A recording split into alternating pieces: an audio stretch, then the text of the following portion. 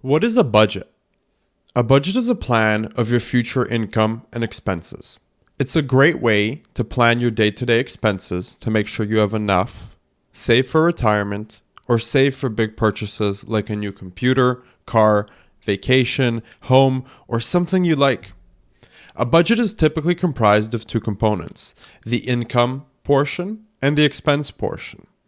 The income portion is a summary of all the different ways you can make money. For example, a primary income, such as your normal day-to-day job, a side hustle income, such as your carpentry business, some type of Airbnb business, investment income that you're generating from stocks, dividends, and anything else that's putting money in your pocket on a regular basis.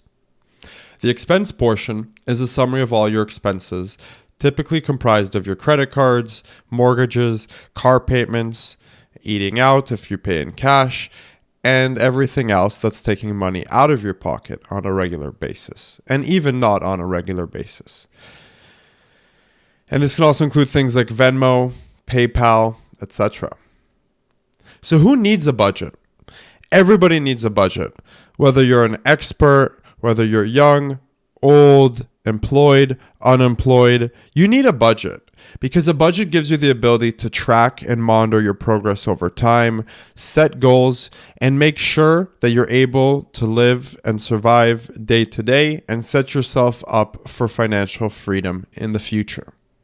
Why do you need a budget? To be able to get out of debt, stay out of debt, save, and eventually retire. The goal of this channel is to help you get to FIRE.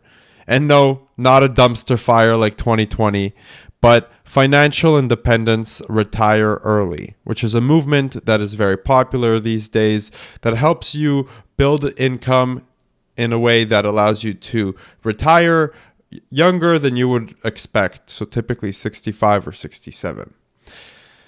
And finally, budgeting allows you to keep track of all of those small bills. You would not realize how quickly going to Starbucks, every other day, every third day, 10 times a month for $10 a piece, that's over $1,000 a year, and many people just don't think about that.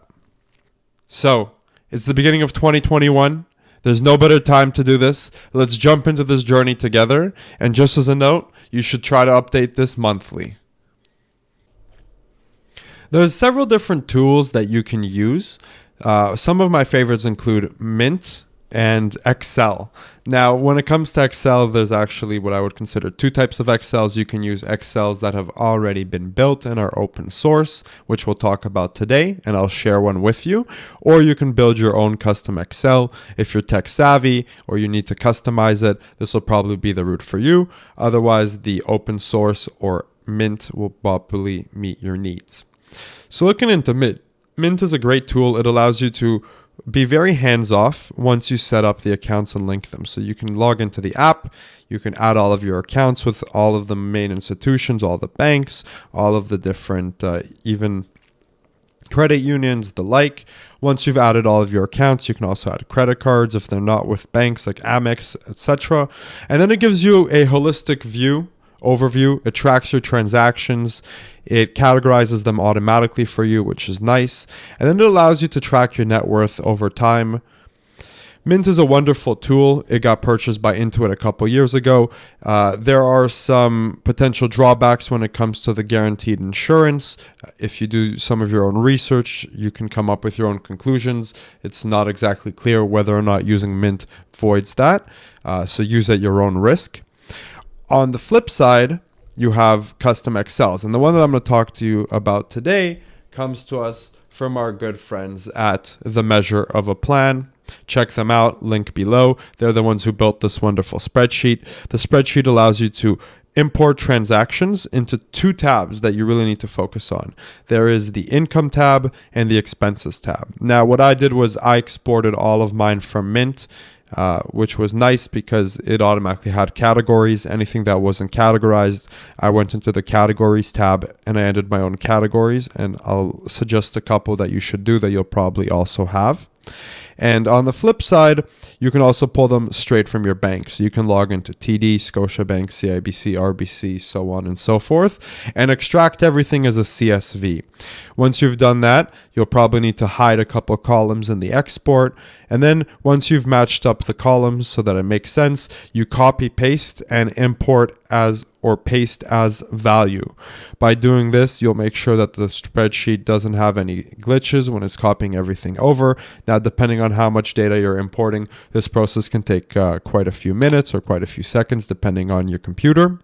Once that's done, and you've done that for the expenses side, you should go to the income side. Now, for the income side, what you'll want to do is you'll want to get all your pay stubs, which will be going into the checkings account likely of your financial institutions. You want to pull those records, filter it out to make sure that you don't have any transfers between accounts, any cash deposits, etc. showing up. And once you've done that, you'll have a good picture of your income.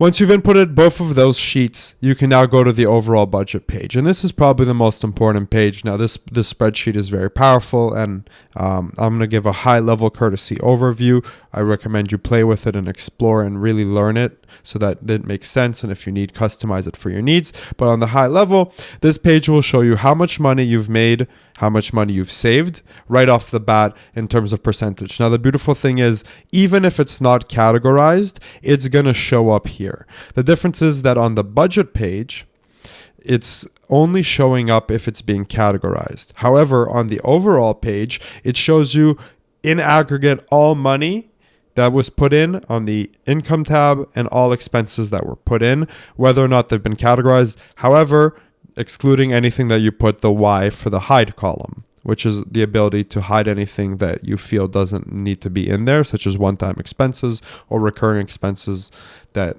you, for some reason, didn't delete and decided to hide. So once you've set it up that way, you can right away see what your investment percentage is or your savings and percentages. Now, remember this number because it'll be important for something that we'll talk about a little bit later on, which is the saving strategy and how important that number is. So once you've done that, let's go back to the budget page. On the budget page, the goal is to try to manage and predict what your numbers are going to be. So oftentimes utilities fluctuate, but you have a rough feel. Let's say it's like $250 a month.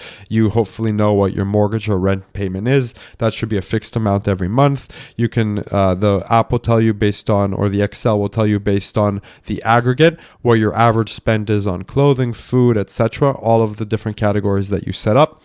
Based on that, you can figure out what your average monthly spend is and compare that against your current income. There's also some cool historical comparisons, which I urge you to check out, which will allow you to see year over year. But we'll stop here. This is a great way to look at your overall budget. And the goal is to try and make sure that you are able to cover your day-to-day expenses, save some money for entertainment because life is meant to be lived and enjoyed. It's a journey. And of course, save a little bit of money for retirement.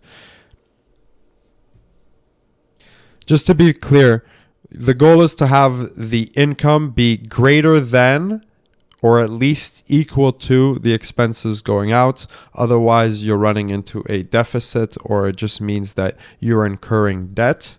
And we want to avoid debt as it is detrimental to our goal of FIRE. Join us next time on Smart Money to learn about the 50-30-20 rule, which is how to allocate your budget and savings, to learn about how to retire in just 9 years, the differences between the TFSA and RRSP and non-registered trade accounts, as well as so much more. Thank you so much for listening. Hopefully this has helped you learn a little bit about budgeting and help you get a better picture of your financial future.